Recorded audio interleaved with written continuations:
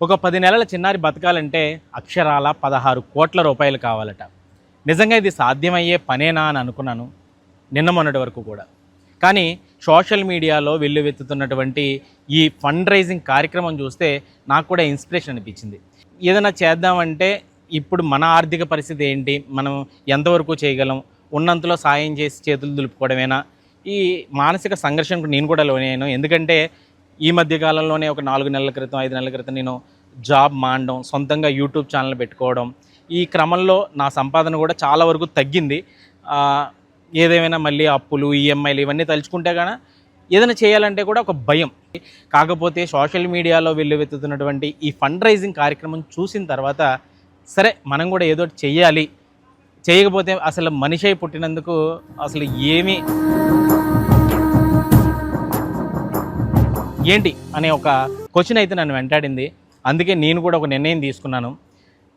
ఎంతో కొంత చెయ్యాలి అని అనుకున్నప్పుడు ఎంతో కొంత కాదు, నా యూట్యూబ్ ఛానల్కి 1 మంత్ వచ్చిన ఇన్కమ్ని నేను ఆ పాప కోసం డొనేట్ చేయాలనుకుంటున్నాను. నాకున్న ఆర్థిక కష్టాలకైతే మాత్రం నిజంగా ఈ నిర్ణయం సాహసం అనే చెప్పాలన్నమాట.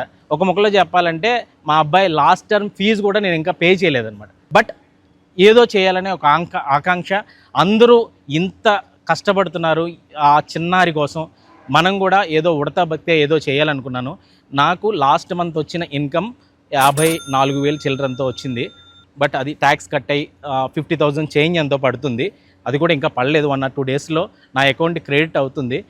బట్ నేను ఇదంతా కూడా ఒక చెక్ రూపంలో ఎవరైతే ఈ ఫండ్ రైజింగ్ మొట్టమొదటిగా స్టార్ట్ చేశారో, ఇప్పటికీ వాళ్ళు రోడ్లు పట్టుకు తిరుగుతున్నారో వాళ్ళ పేరు మీద నేను చెక్ అయితే రెడీ చేసి త్వరలోనే వాళ్ళకి పంపించబోతున్నాను. ఇక్కడ ఇంకొక రిక్వెస్ట్ నేను ఏం చేస్తున్నానంటే, ఇప్పటి వరకు అంటే లాస్ట్ 7 yearsలో యాజ్ ఏ ఫుడ్ బ్లాగర్గా గత 7 సంవత్సరాలుగా నేను చేసిన వీడియోలు 90% జెన్యున్గా చేసినవి. అంటే ఎక్కడా కూడా ఒక్క రూపాయి కూడా తీసుకోకుండా వీడియోలు చేసినవి. 10% అయితే ప్రమోషన్ చేశాను, అది నిజాయితీగా ఒప్పుకుంటున్నాను.